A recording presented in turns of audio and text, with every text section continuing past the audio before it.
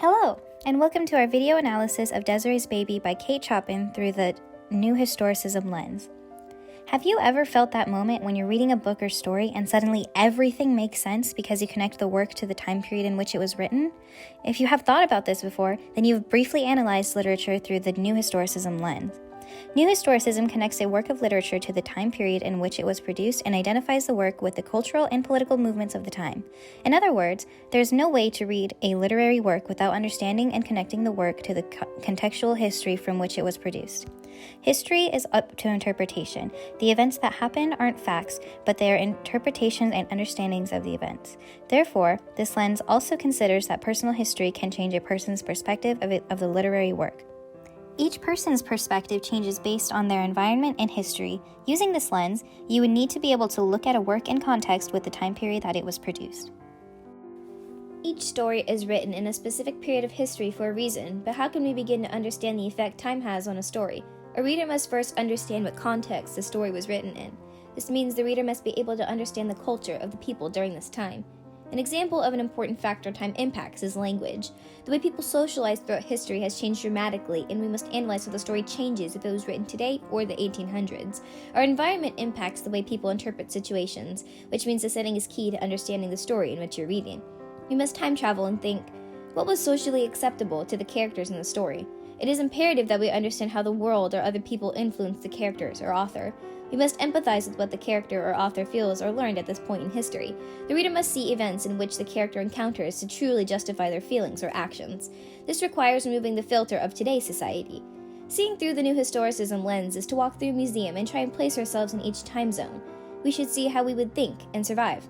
We must realize that our environment and background provide insight to the way we react to others. It is understanding that time and how it is aged is the most important factor to understanding the bigger picture. One of the most important aspects of understanding Desiree's Baby is studying the author. Kate Chopin was strongly pro-Confederate. She was arrested at 13 years old for anti-Union actions and became known as St. Louis's littlest rebel, which marked Chopin's behavior as an adult when she dealt with her own interests more closely than society's arbitrary and sexist impositions. During this time period, pre-Civil War, there were many events leading up to the war pertaining to slavery. The Omnibus Compromise of 1850 over slavery delayed the Civil War. The Kansas-Nebraska Act breaks the previous compromises over slavery, and abolitionist John Brown led a raid on Harper's Ferry, Virginia, to initiate a slave revolt that would put America back on the path to war. Race was an important issue at the time. Whites discriminated against people of color, which is why Armand disowned the baby and Desiree when he found out the baby wasn't white. He was too in love with her to wait and decides that he does not care about Desiree's ancestors, and that it doesn't matter that she doesn't have a family name of her own, because he can give her a perfectly good one, and so they got married. Due to his ignorance, he rids of Desiree from his life, and is soon betrayed by his mother when he discovers that she belongs to the race that is cursed by slavery.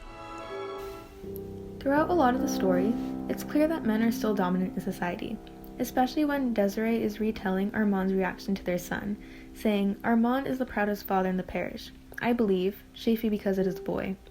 Because women were of low status and could not own property, having sons would have a higher merit and would boost a family to a higher rung on the social ladder. Since white men were so high up in society, they viewed themselves as perfect. Not only did they believe that their actions could never be flawed, but that their DNA wasn't flawed either. That's why when Armand realizes that their son is dark-skinned, he automatically assumes that Desiree's genetics were to blame. Armand also disowns both his wife and son when he realizes that the boy is dark-skinned.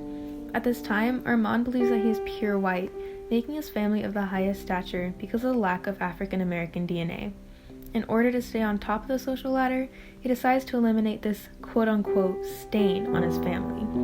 As a plantation owner himself, having a black son would make his slaves more equal to Armand, which would effectively bring an end to his strict rule over his slaves.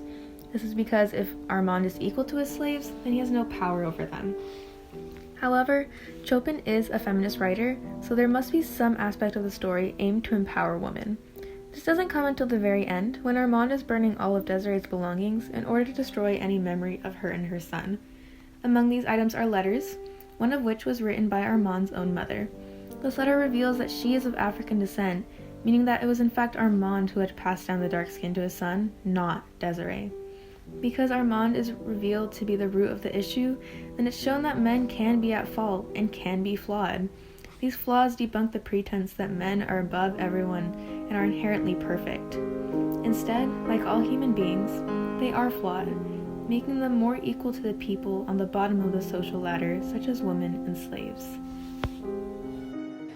In sum, studying the cultural context of a novel allows one to not only get a complete understanding of the world in which the author grew up in, if indeed the plot setting was similar to that of the author's environment, but it also allows a reader to fully grasp the theme of his or her work.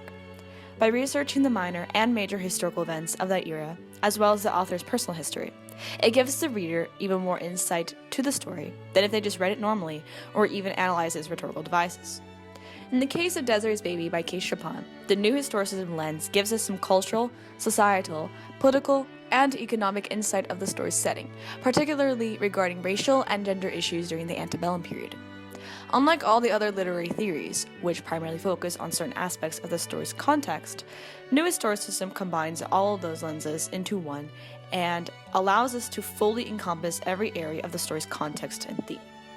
All in all, in order to fully understand a work of literature, one must dig deeper into the history of the society and author to grasp the entire meaning of the book.